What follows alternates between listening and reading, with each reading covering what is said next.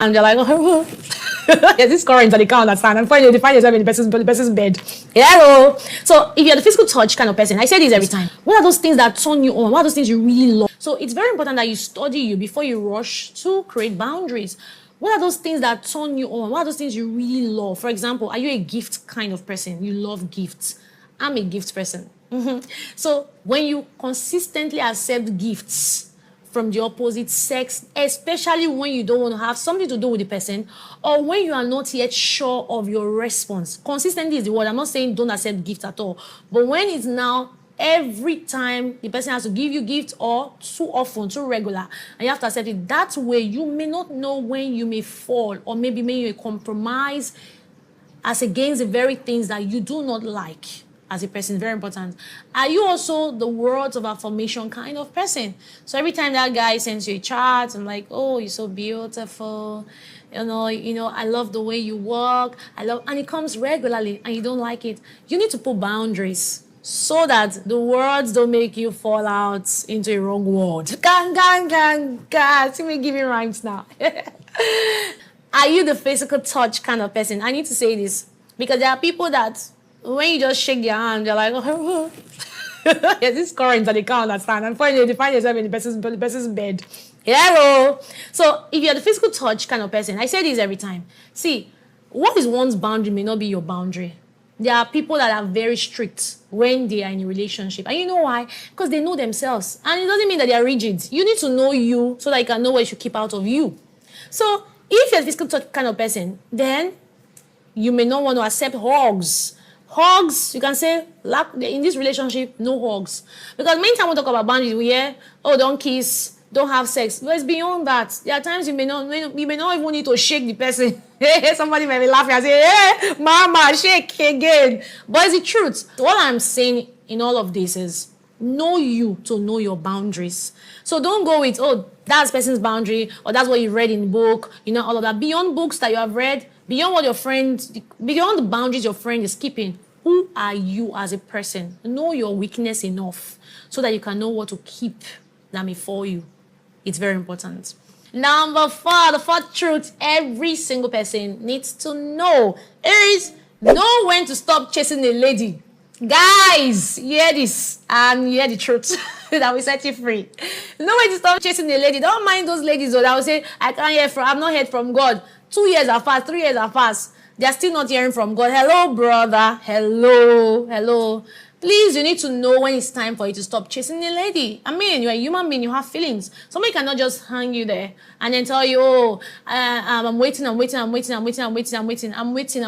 a response.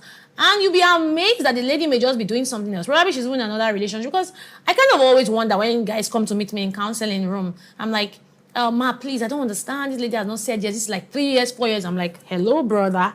Because it doesn't take God that long to speak. You know the truth. It doesn't. Give yourself time frame where you can come to the point where you're like, oh, I think I've chased this lady enough.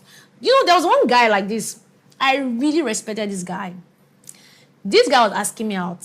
And on one or two occasions, he got me gifts that I loved, right? So, and I told him, I said, see, I am not sure of my response. So allow me the time.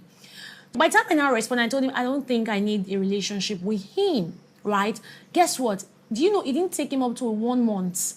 He stopped all communication. It made me respect him. Like if he was my kind of guy, like he had the kind of principles I wanted, some things and all of that, because we had discussion, we had conversations, right?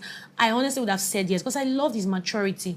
Immediately, he knew what I wanted. He just defined it. He defined the relationship. He defined boundaries. He wasn't calling me like before anymore. But some of you brothers, you'll still be calling. You'll be calling. 3 years. The lady have not. You are still calling. You are still calling. Still calling. Are you that patient? I know love is patience, but my brother, this patience is patienting. Now I'm not saying it's wrong, but give yourself time so you don't have heart attack that is not necessary. You just welcome it by yourself. You have waited for 3, 4, 5 years. 3 years. This brother is. I'm not the one to give you the time frame. You should know when to move ahead. Move forward. Somebody cannot be making you recycle, and then you are just there. And also, when the lady has told you no, don't curse the person. Learn when to stop chasing so that you don't start using insults to not chase. Some people using salt to chase. So know when you should stop chasing. Someone has told you, oh, I don't need this relationship. You are still forcing, you are calling, and before you know, the lady starts being rude to you, starts getting rebellious, and you don't want that. So it is better to know the time frame in your heart when you should stop chasing the person, so that the person doesn't chase you away rudely. I love to have given you guys rhymes to do.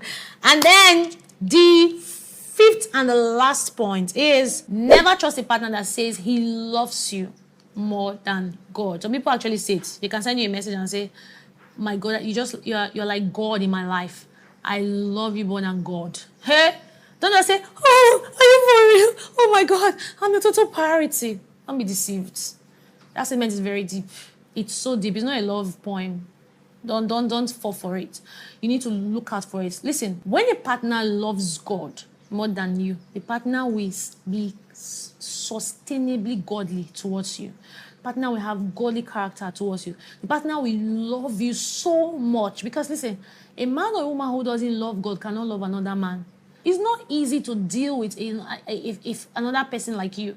It's not also easy to deal with flesh. So you cannot honestly use your flesh in responding to flesh if you do not have your flesh submitted to God on daily basis. So if a partner, your intending spouse, loves you more than God, they are going to be frustrated. Trust me. Even if it starts with a rhyme, it will not end up well at the end of the day. This is not just your partner, even you. You should come to a point where you love God so much more than your partner. Because in doing that, you can relate easily in a better way, even without offense, towards your partner, because you have a solid relationship with God. These are the 5 truths I need every single person to know. If you have more of the truths that you want to share, please feel free to drop it on the comment section. And if you have questions to ask, please feel very free to also drop it on the comment section. I'm rooting out for you, every single person here. And I pray that you find the right person and you stick with the right person. Always remember, who last marry, no be follow.